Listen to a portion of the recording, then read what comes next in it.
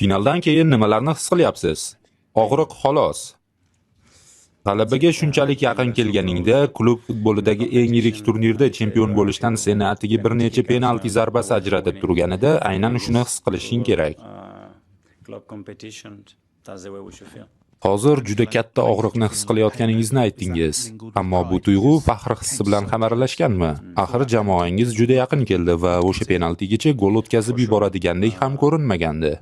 Albatta, men futbolchilar va murabbiylar shtabiga aytdim. Ularga million marta rahmat desam ham bu kamlik qiladi. Bu faqat Premier Ligani yutganimiz uchun emas, faqat Kubok finalida o'ynaganimiz uchun ham emas, hatto Chempionlar Ligasi finalida ko'rsatgan o'yinimiz uchun ham emas, balki har kuni birga boshdan kechirgan quvonchlarimuz va unutilmas lahzalarimiz uchun. Menimcha aynan shu hamma narsadan muhimroq.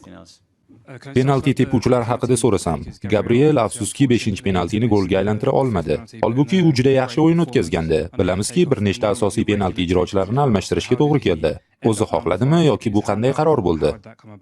U 5-penaltini tepishni o'zi xohladi. Albatta, biz bunga tayyorgarlik ko'rgan va mashg'ulotlarda ishlagan edik. Odatda penaltilarni Bukayo, Martin va Kay tepadi. Ammo qo'shimcha bo'limlar va penaltilar seriyasiga borib qolishimiz mumkinligini bilardik. Shuning uchun boshqa futbolchilar ham tayyor edi. Ularda buning uchun yetarli mahorat bor. Mashg'ulotlarda u deyarli xato qilmaydi. Ammo bu yerda hal qiluvchi pallada buni amalga oshirish kerak edi. Raqibdek aniqlik va samaradorlik ko'rsata olmadik. Shu sababli g'alaba qozona olmadik. Premier Ligada jamoangiz bunday og'ir mag'lubiyatlardan keyin qayta tiklana olishini, og'riqni motivatsiyaga aylantirib, yanada kuchliroq bo'lib qaytishini isbotlagan. Endi buni Yevropada, Chempionlar Ligasida ham takrorlash kerakmi? Avvalo bu og'riqni boshdan kechirish, uni qabul qilish va hazm qilish kerak. Keyin esa siz aytganingizdek, uni yanada yaxshiroq bo'lish uchun yoqilg'iga aylantirish lozim. Chunki Yevropadagi eng kuchli jamoalar bilan raqobat qilish uchun mutlaqo boshqa daraja talab etiladi. Men PSJni va ayniqsa Luis Enriqueni tabriklamoqchiman. Menimcha, hozir ular dunyoning eng yaxshi jamoasi.